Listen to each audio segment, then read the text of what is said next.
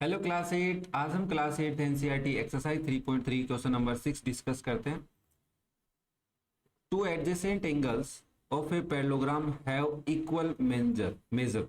अगर आपके पास एक पैरेललोग्राम है, उस पैरेललोग्राम में एडजेसेंट एंगल इक्वल है, कोई दो। तो हमने कहा देखो, ये अगर हमारा पैरेललोग्राम है ए बी सी डी, तो इस पैरेललोग्राम में हमें पता है एंगल ए एंड डी, यहाँ पे लिख देता हूँ A and D, angle D and angle C and angle B and angle A, these are four pair of adjacent angles.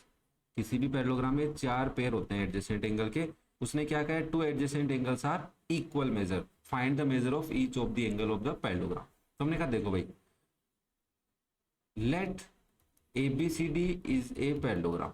सबसे पहले तो हमें पैरेललोग्राम बताना पड़ेगा कि क्या नाम है पैरेललोग्राम का। तो हमने कहा ए बी सी डी हमारा एक पैरेललोग्राम है।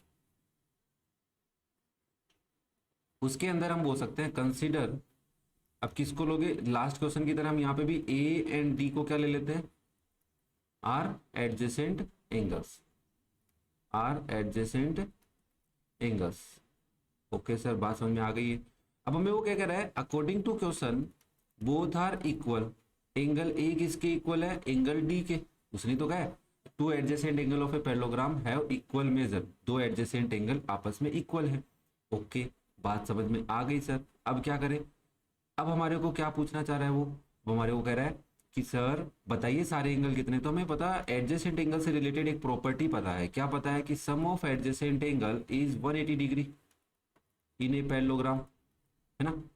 Adjacent angles are supplementary, adjacent angles are supplementary. वो क्या होते हैं बच्चा, सप्लीमेंट्री होते हैं। ओके सर, बात समझ में आई है। इसका मतलब है एंगल ए और डी अगर सेम है तो इनको अगर मैं एक बार के लिए एक्स ले लूं तो मैं यहां पे लिख सकता हूं x plus x is 180 degree. तो 2x इज 180 डिग्री। एक्स कितना हो गया तुम्हारा, 180 degree divide by 2 that is 90 degree. इसका मतलब है so angle A equal angle D equal 90 degree. हमें कह रहा है सारे एंगल बताइए। सारे एंगल के लिए तो सर बी और सी और फाइंड आउट करना पड़ेगा। मैंने कहा हाँ, तो तुम बताओगे यहाँ पे कि एंगल ए किसके इक्वल होता है, एंगल सी के इक्वल होगा। एंगल ए किसके इक्वल होगा, सी के। और एंगल डी किसके इक्वल होगा, बी के। क्यों होगा बताओ मुझे जल्दी से। एंगल डी किसके इक्वल होगा, एंगल बी के। कमेंट करके जरूर बताना, मैं लिख देता हूँ। Pair of opposite angles, pair of opposite angles equal होते हैं पैरेललोग्राम में। इसकी वजह से तुमने कहा एंगल ए और angle B, angle C and angle D, चारों एंगल किसके इक्वल हो गए, 90 के। भाई ए 90 है तो सी भी 90, डी 90 है तो बी भी 90, तो चारों कितने हो गए 90 डिग्री के। तो a all angles of this parallelogram is 90 degree बोल सकते हो, या ईच एंगल इज 90 डिग्री। क्या बात समझ में आई बच्चा, बहुत ईजी क्वेश्चन था ना। बस यहाँ पे तुम्हें एडजेसेंट एंगल का कॉन्सेप्ट पता होना चाहिए। नेक्स्ट देखिए question number 7। The adjacent figure hope is a parallelogram. Find the angle measure XYZ. State the property you use to find them. उनको फाइंड करने के लिए कौन सी प्रॉपर्टी यूज में ली है वो भी बताइए। तो हम देखो सबसे पहले कोई रूल लगाते हैं कि जिससे हमें एंगल पता चल जाए।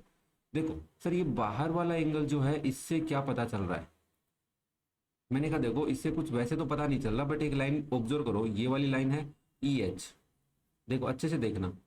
और यहां से एक लाइन जा रही है बाहर की तरफ, और यहाँ पे एक लाइन ऐसे आ रही है O और P। और ये जो एंगल है ये पूरा एंगल अगर मैं देखूं तो 40 प्लस Z हो जाएगा। हो जाएगा क्या भाई, ऊपर वाला 40 है नीचे वाला Z है, तो कंप्लीट को 40 प्लस Z बोल सकता हूं। और ये एंगल कितना हो जाएगा 70 डिग्री है। तो ये एक रूल है कि अगर ये एक पैरेललोग्राम है तो भाई अगर आपको कह रहा है होप एक पैरेललोग्राम है तो ये EH लाइन और PO लाइन पैरेलल होंगी। तो हमने कहा देखो सर इसके सॉल्यूशन के लिए सबसे पहले कहेंगे EH पैरेलल OP, है ना। तो हम बोल सकते हैं कि angle 40 degree plus Z is equal to 70 degree. कौन सा रूल है, इस रूल को बोलते हैं कोरेस्पॉन्डिंग एंगल्स, कोरेस्पॉन्डिंग एंगल्स। अब आप कहोगे सर ये रूल तो पैरेललोग्राम में तो होता ही नहीं है। मैंने कहा हाँ, बट ये रूल पैरेलल लाइन का होता है। जो पैरेलल लाइन आ गई तो पैरेललोग्राम आ गया, पैरेललोग्राम आ गया तो उसमें पैरेलल लाइन का रूल तो लगेगा। ओके सर, तुमने कहा यहाँ से Z कितने डिग्री हो जाएगा तुम्हारा, Z हो जाएगा 70 degree minus 40 degree that is 30 degree. तो जेड कितना हो गया बच्चा तुम्हारा 30 डिग्री। देखो इस टाइप के क्वेश्चन जो होते हैं उनको करने के अलग अलग तरीके होते हैं। अब तुम कहीं पे और वीडियो देखोगे तो कोई पहला कोई दूसरा एंगल भी ढूंढ सकता है कोई टीचर, तो उस चीज को भी तुम ध्यान रखना, रटना नहीं है। नेक्स्ट सर देखो जेड आ गया, जेड आने के बाद क्या पहले मैं एक्स निकालूं या फिर वाई निकालूं। तुमने देखा एक चीज को नोटिस किया कि एक चीज ये भी तो कर सकते हो, ये अगर पैरेललोग्राम है तो ये एक लाइन जा रही है और ये एक लाइन जा रही है, इस लाइन को ईपी बोल सकते हैं और इस लाइन को एच ओ बोल सकते हैं। देखो यहाँ पे x लिखा हुआ है और इस कंप्लीट एंगल की अगर मैं बात करूँ तो इसको मैं 40 प्लस जेड लिख सकता हूँ। हाँ लिख सकते हो सर। तो ये जो दोनों एंगल है ये इस पैरेललोग्राम में एडजेसेंट एंगल है क्या नहीं? हाँ सर। तो आप लिखोगे angle P E H plus angle E H O is equals to 180 degree. Sum of adjacent angle is 180 degree होता है। क्या ये बात पढ़ी है अपन ने? बहुत अच्छे से पढ़ी है सर। तो आप यहाँ पे लिखेंगे बच्चा एडजेसेंट एंगल्स आर सप्लीमेंट्री। क्या होते हैं ये बच्चा? सप्लीमेंट्री होते हैं। सप्लीमेंट्री होने का मतलब इनका सम 180 डिग्री होता है। अब तुम्हें पता है पी ई एच कितना है? एक्स है, प्लस ई एच ओ कितना है? 40 डिग्री प्लस जेड है इक्वल्स टू 180 डिग्री।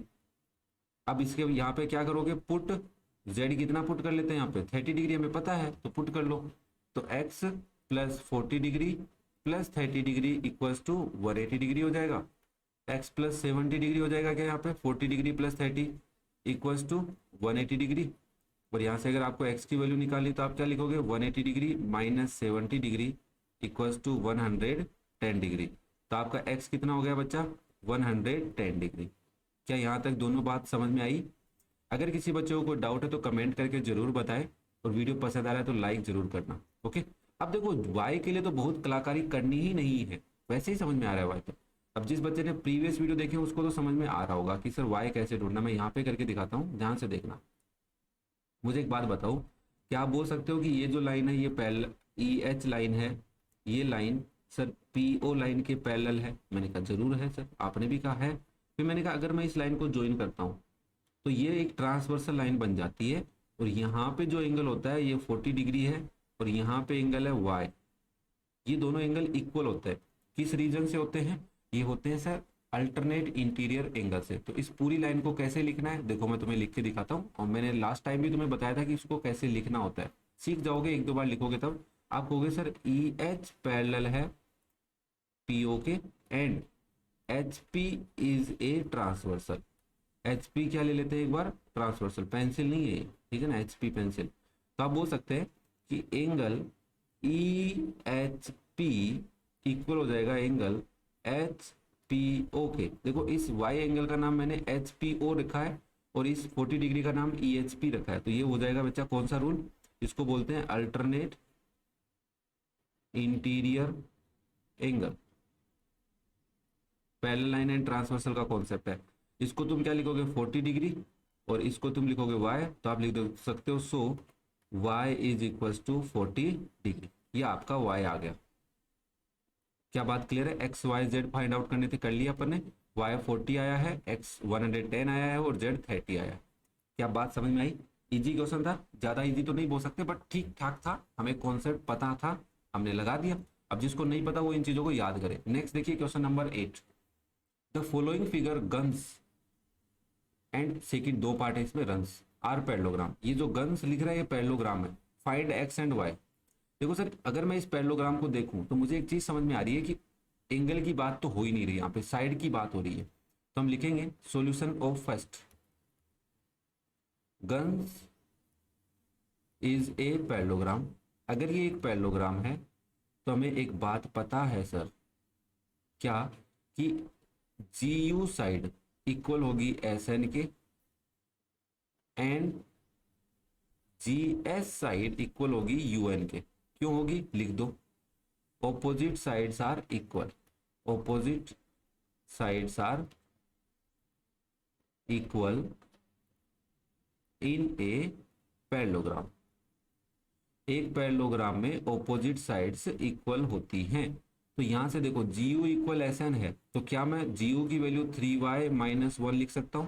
किसके इक्वल हो जाएगा 26 के, तो यहाँ से 3y इक्वल्स टू कितना हो जाएगा 26 प्लस 1 के, और 3y इक्वल हो गया 27 के, और y किसके इक्वल हो गया 27 डिवाइड बाई 3, तो y आ गया तुम्हारा 9। क्या ये बात क्लियर है बच्चा? देखो कितने आराम से समझा रहे हैं। अब इसके नीचे तुम लिखोगे एंड GS किसके इक्वल आया था, UN के इक्वल है, तो वैल्यू पुट करो। GS कितना है तुम्हारा 3x है, और NU या UN कितना है तुम्हारा 18 है। x की वैल्यू निकालनी है, 3 डिवाइड में जाएगा तो 18/3 हो जाएगा, तो x की वैल्यू कितनी आ जाएगी 6 आ जाएगी। तो आपको x और y की वैल्यू तो पूछ रहा था, x की वैल्यू कितनी आ गई 6 और y की वैल्यू कितनी आ गई 9। अब देखो तुम सेकेंड पार्ट तुम खुद करोगे, ये देखो क्या है रन। अब सर यहाँ पे कौन सा रूल लग रहा है, मैंने कहा यहाँ पे डायगोनल दिख रही है तुम्हारे को, हाँ, और हमें इस पॉइंट को अगर मैं ओ ले लूँ, इस पॉइंट को, ये बीच में जो पॉइंट है नहीं दे रखा, तो इसको मैं अगर ओ ले लेता हूँ, तो एक तो डायगोनल है आपके पास SU, दूसरी डायगोनल है बच्चा RN, दो डायगोनल दिख रही है SU एंड RN। तो इसके सॉल्यूशन के लिए हम एक ही पॉइंट लिखेंगे। सबसे पहले सेकेंड पार्ट का सॉल्यूशन है, आप लिखोगे RUNS इज ए पैरेललोग्राम, ये हमारा एक पैरेललोग्राम है सर, ठीक है, ठीक है बच्चा, ये आपका पैरेललोग्राम है। इसमें एक बात लिख सकते हो, diagonals of a parallelogram bisect each other. Diagonal क्या करती है, एक दूसरे को इक्वल पार्ट्स में कट करती है, उस चीज को क्या बोलते हैं, diagonals of a parallelogram bisect each other. इसका मतलब क्या है, इसका मतलब है कि SO किसके इक्वल हो जाएगा OU के। ये जो SO पार्ट है, ऊपर वाला पार्ट है, ये आधा हो जाएगा, पूरी लाइन का आधा, मतलब SO किसके इक्वल OU के, एंड RO किसके इक्वल हो जाएगा ON के। क्या बात क्लियर है? तो हम सबसे पहले SO इक्वल्स टू OU की बात करते हैं। तो SO कितना है तुम्हारा 20, OU कितना है y प्लस 7। अब तुम्हें y की वैल्यू निकालनी है, 7 इधर माइनस होगा, तो आप इसको लिख सकते हैं। देखो पहली बात, एक और चीज समझ के जाओ यहाँ से, अगर दो इक्वेशन इक्वल में ऐसे हैं तो तुमको रोटेट कर लोगे तब भी कोई गलत नहीं होगा। y प्लस 7 किसके इक्वल लिख सकते हो, 20 के इक्वल भी लिख सकते हो। अब यहाँ से y की वैल्यू क्या हो जाएगी 20 माइनस 7, तो y कितना हो गया तुम्हारा 13। क्या बात समझ में आ रही है बच्चा? यहाँ पे मेन कॉन्सेप्ट था वो डायगोनल ढूंढना था। अब तुम सेकंड पार्ट के लिए क्या करोगे, आप लिखोगे सर RO किसके इक्वल है ON के, RO की वैल्यू 16 लिखी हुई है, ON की वैल्यू x प्लस वाई लिखी हुई है। अब यहाँ पे तो x प्लस वाई आ गया, मैंने कहा y की वैल्यू तो तुमने ढूंढ ली, तो यहाँ पे लिख दो पुट y इक्वल्स टू 13, तो ये हो जाएगा 16 इक्वल्स टू x प्लस 13। और मैंने तुम्हें अभी कहा था इसको तुम ऐसे भी लिख सकते हो क्या, x प्लस 13 इज 16। हाँ, x की वैल्यू निकालोगे तो क्या लिखोगे 16 माइनस 13। क्या बात क्लियर है बच्चा? तो यहाँ पे आप क्या लिख दोगे x इक्वल्स टू 3, कितने x 3। तुम चेक भी कर सकते हो, 3x प्लस वाई 3 प्लस 13 16 होता है, देख लो 16 के इक्वल आया। y प्लस 3 7, 13 प्लस 7 20, तो देखो 20 के इक्वल आ रहा है। हाँ सर आ तो रहा है, गलत तो नहीं है, तो इसका मतलब हमारा क्वेश्चन भी सही हो गया। तो x की वैल्यू कितनी आ गई 3 और y की वैल्यू 13। क्या बात समझ में आई बच्चा? इजी क्वेश्चन है। तो इस तरीके से अगर आपको कॉन्सेप्ट समझने हैं तो थोड़ा सा टाइम लगता है, वीडियो को बड़ा देखकर छोड़ के मत जाया करो कि सर वीडियो बड़ा है, तो इसका मतलब आपको हर एक पॉइंट समझाया जा रहा है। मैंने आपको पहले भी ये प्रोमिस किया था कि आपको हर एक कॉन्सेप्ट समझाया जाएगा जो क्वेश्चन में इंक्लूड होगा। आपने चाहे बेसिक्स के वीडियो देखे हैं या नहीं देखे हैं, तब भी कोई दिक्कत नहीं है, घबराने की कोई जरूरत नहीं है। वीडियो पसंद आया तो लाइक जरूर करना, अपने दोस्तों के साथ शेयर करना, चैनल को सब्सक्राइब कर लो ताकि ऐसे वीडियोज के नोटिफिकेशन आपको मिलते रहे। अगर आपको क्लास 8 के किसी भी क्वेश्चन का वीडियो सॉल्यूशन चेक करना है, डिस्क्रिप्शन में लिंक है बच्चा, वहां से आप चेक कर सकते हैं। Thank you.